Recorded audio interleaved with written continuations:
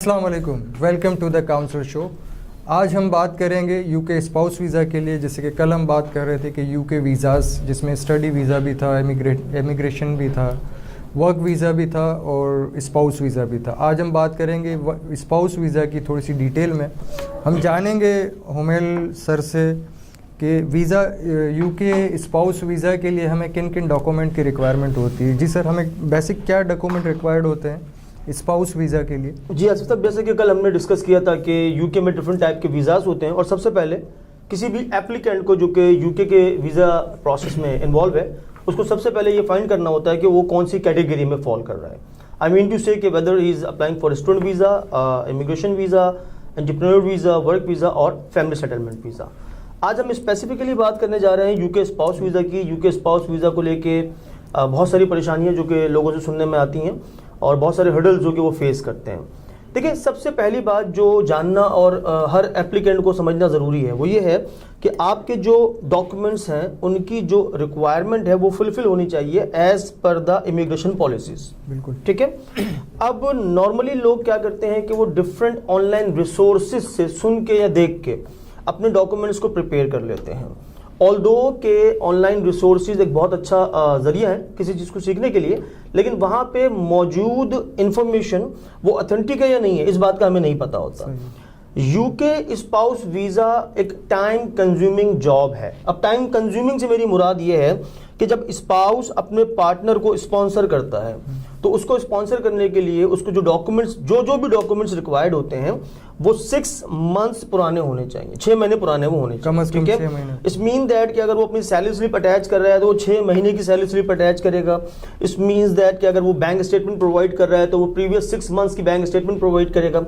अब 6 महीने की इस तैयारी के बाद अगर डॉक्यूमेंट्स गलत फॉर्मेट में तैयार हो गए हैं तो डेफिनेटली फिर जो रिजल्ट है वो इन टर्म्स ऑफ रिफ्यूजल है। अच्छा, अब रिफ्यूजल के भी दो नुकसान आते हैं। आपने जब अप्लाई किया और आपका जो आंसर है चाहे वो ग्रांटेड है या वो रिजेक्टेड है, उसमें 2 महीने, 2.5 महीने, 3 महीने का टाइम फ्रेम है जो कि आप अपना स्पेंड करते हैं और वो ज़ाया हो जाता है जी। अगर रिजेक्टेड हो गए तो इसका मतलब ये हुआ कि once you prepare a wrong format file for UK spouse visa तो आपका पूरा 1 साल जो है वो स्टेक पे लगा हुआ होता है। बिल्कुल। उसके लिए ज़रूरी ये है कि आप जो एक्सपर्ट हैं उनका ओपिनियन ले लें, उनसे एडवाइस ले लें, उनसे पता कर लें कि जो डॉक्यूमेंट्स आपने प्रिपेयर करने हैं उसमें कौन से डॉक्यूमेंट्स इंपॉर्टेंट हैं, उनका फॉर्मेट क्या होना चाहिए, वो किस शक्ल में बनने चाहिए और उनको किस सीक्वेंस से, किस तरतीब से आपने उनको रेडी करना है। प्रेजेंटेशन भी मैटर करती है कि सीक्वेंस पूरी एक जो रिक्वायरमेंट है उसके हिसाब से पेपर सारे सब। जी देखिए, अब उसमें डेफिनेटली प्रेजेंटेशन से मुराद मैं यहाँ पे ये लूंगा कि जो सीक्वेंस ऑफ द डॉक्यूमेंट्स वो बहुत इंपॉर्टेंट है। ठीक है। कौन सा डॉक्यूमेंट किस नंबर पे, फर्स्ट क्या आना चाहिए, सेकंड क्या आना चाहिए, ये भी चीज़ मैटर करती है इसमें। देखिए, ऑल्दो के यूके स्पाउस वीज़ा के अंदर जो हम फाइल प्रिपेयर करते हैं उसके अंदर कोई इंडेक्स का पेज तो नहीं होता, लेकिन अगर हमें या मुझे या आपको एक फाइल रिसीव हो और उसमें डिस्पर्स फॉर्मेट में डॉक्यूमेंट्स लगे हुए हों तो डेफिनेटली जो कोई भी वीज़ा ऑफिसर है उसके लिए वो एक डिफिकल्ट जॉब हो जाती है। First to sort the documents and then make a decision. तो इट इज़ बेटर कि हम वीज़ा ऑफिसर को टफ टाइम ना दें और जो डॉक्यूमेंट्स हम रेडी कर रहे हैं वो सीक्वेंस में हो और वो क्लियर हो, एज पर द फॉर्मेट हो। अगर वो स्कैन फॉर्म में है तो कितने डीपीआई पे उनको स्कैन होना है, 200 डीपीआई पे स्कैन होना है या 300 डीपीआई पे स्कैन होना है, ताकि जो फाइल फॉर्मेट है वो easily as per the border agency, जो इमिग्रेशन बॉर्डर एजेंसी है उसके फॉर्मेट के अकॉर्डिंग हो। और अगर वो उस फाइल को ओपन करना चाह रहे हैं, उसको देखना चाह रहे हैं तो उसको ओपन करने में उनको कोई प्रॉब्लम ना हो।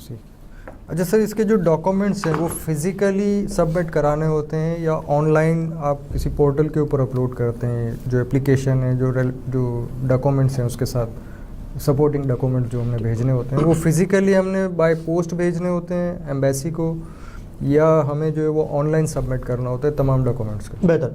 अच्छा, अब देखिए, इसमें होता ये है कि पहले तो ये होता था कि अगर मैं आपसे बात करूं बैक इन 2017 और 18 तो एक फिजिकल पूरी फाइल हम प्रिपेयर करते थे जिसमें तमाम डॉक्यूमेंट्स अकॉर्डिंगली हम सेट करते थे और फिर आपकी फाइल फिजिकल फॉर्मेट में सबमिट हो जाती थी। आफ्टर द 2018 और due to some corona pandemic अब हुआ ये कि ये तमाम का तमाम काम डिजिटल फॉर्मेट में हो गया। टोटली आप अपना एप्लीकेशन फॉर्म जो है वो फिल करेंगे इलेक्ट्रॉनिक फॉर्म आप अपनी तमाम की तमाम फाइल स्कैन करेंगे और स्कैन करके अपने बनाए गए अकाउंट पे, जो कि आपने अपना अकाउंट बनाया होता है यूके स्पाउस की फाइल को सबमिट करने के लिए, उस पर आप उसको अपलोड करेंगे। ठीक है।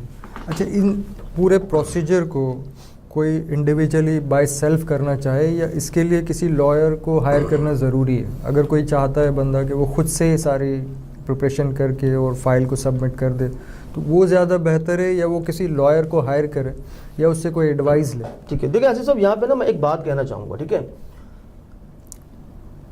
If you have a seizure, it doesn't mean that you do not need a barber. अगर आपके हाथ में कैंची मौजूद है तो इसका मतलब ये नहीं है कि नाई का रोल दुनिया से खत्म हो गया, ठीक है। Although you can cut your hair by yourself, लेकिन डेफिनेटली वो प्रॉपरली नहीं होंगे। बिल्कुल। अब यहाँ पे आपको गलती की गुंजाइश रहेगी, अगर गलती की गुंजाइश रह सकती है, ठीक है। देखिए that's why the experts are here. मैं ये नहीं कह रहा कि आपको कोई एक लीगल सॉलिसिटर, लॉयर या वकील हायर करना पड़ेगा, बट एटलीस्ट वो एप्लीकेंट जो अपनी UK spouse visa file prepare करने के प्रोसेस में है, उनको कम से कम एक्सपर्ट से जरूर कांटेक्ट में रहना चाहिए। अब एक्सपर्ट से मुराद ये है कि वो वीजा एक्सपर्ट हो या वो वीजा कंसल्टेंट हो या वो वीजा काउंसलर हो। अच्छा सर, इस प्रोसीजर में कोई मेडिकल डॉक्यूमेंट्स की भी रिक्वायरमेंट होती है? कोई टेस्ट वगैरह होते हैं उन डॉक्यूमेंट्स के साथ ही जो कि एप्लीकेंट है जी, ठीक तो कोई मेडिकली डॉक्यूमेंट की भी रिक्वायरमेंट होती है वहाँ सबमिट कराने के लिए? देखिए, अब पहली बात तो ये कि ट्यूबरक्लोसिस, टीबी का टेस्ट एक तवील अरसे से as a part of the application process रहा है और हर किस्म के वीजे में रहा है, not only for the UK spouse visa, for the work visa, for the visitor visa. अब इस वक्त जो है, जो एक टेस्ट नॉर्मली किसी भी एप्लीकेंट का एडिशनल, तो अब तो कोविड का टेस्ट तो हो ही गया। कोविड का टेस्ट तो एडिशनल हो गया, वो तो if you are flying to any country in the world तो आपको अपना कोविड टेस्टिंग को करा के आपको फ्लाई करना है, ठीक है ना। ये एक एडिशनल टेस्ट है, लेकिन जो मैंडेटरी टेस्ट है या जो टेस्ट हम कह सकते हैं कि पार्ट ऑफ द एप्लीकेशन है, वो है टीबी टेस्ट, ठीक है। उसकी वजह यह है कि जो फॉरेन कंट्रीज हैं वो टीबी को अभी तक एक हार्मफुल डिजीज के तौर पे कंसीडर करती हैं, और अगर अल्लाह ना करे किसी भी बंदे का IUM नेगेटिव आ जाता है, उसको कोई टीबी का शुबा है, तो फिर वो उसको पहले अपना ट्रीटमेंट कराना पड़ेगा, दोबारा अपना टीबी टेस्ट कराना पड़ेगा। जब वो टेस्ट क्लियर होगा तो फिर आप उसकी रिपोर्ट सबमिट कराते हैं अपनी वीजा एप्लीकेशन फाइल में। देखिए, अब यहाँ पे आसिफ साहब फिर वही बात ना कि टीबी टेस्ट कितना पुराना होना चाहिए, क्या वो 6 मंथ से ओल्ड एक्सेप्टेबल होगा? अगर आपसे फोटोग्राफ्स मांगी गई हैं तो क्या वो 6 मंथ से ओल्ड एक्सेप्टेबल होंगी? उसका बैकग्राउंड ब्लू चल जाएगा या ग्रीन होना चाहिए? ये वो छोटे छोटे से रीजंस हैं जिनकी वजह से वीजा रिफ्यूज हो जाता है।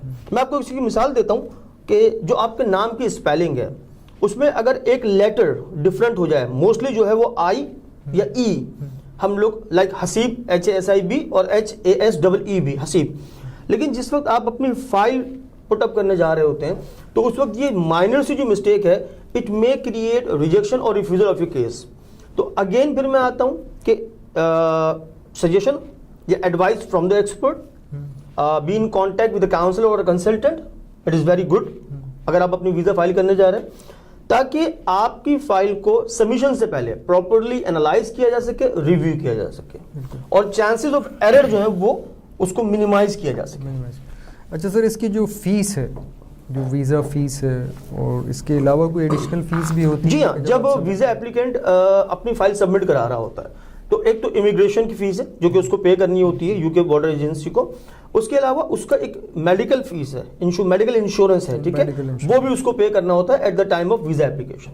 अच्छा, वो इंश्योरेंस भी करा? जी बिल्कुल, वो करानी पड़ती है। तो उसकी क्या वर्थ है, जो लिमिट है उसकी क्या है मेडिकल इंश्योरेंस की? कोई देखिए, ये बेसिकली होता ये है कि हर साल जो है पॉलिसीज रिन्यू होती हैं, तो फीस में आज तक तो ये देखा गया है कि कभी कमी वाकई नहीं हुई, वो हमेशा बढ़ती है। और फिर वो due to the variation of the currency, PKR में मैं कह दूं कि अगर 3 लाख रुपए और वो कल को 3.5 लाख रुपए हो जाए तो मे बी कि कुछ लोग उस पर ऑब्जेक्शन करें, तो ये वेरी कर रही होती है। जो आपका करंट डेट ऑफ सबमिशन होगा उस वक्त जो फीस आ रही होगी हम वही फीस पे कराते हैं। ठीक है सर, बहुत बहुत शुक्रिया आपका। उम्मीद है कि यूके स्पाउस वीज़ा के हवाले से जो सवालात आपके जहन में होंगे वो काफ़ी हद तक क्लियर हुए होंगे। मज़ीद अगर कोई ऐसी इन्फॉर्मेशन है जो आप चाहते हैं कि उसका जवाब आपको मिले तो आप वीडियो के कमेंट बॉक्स में कमेंट कर सकते हैं, दिए हुए नंबर पे आप व्हाट्सएप मैसेज कर सकते हैं।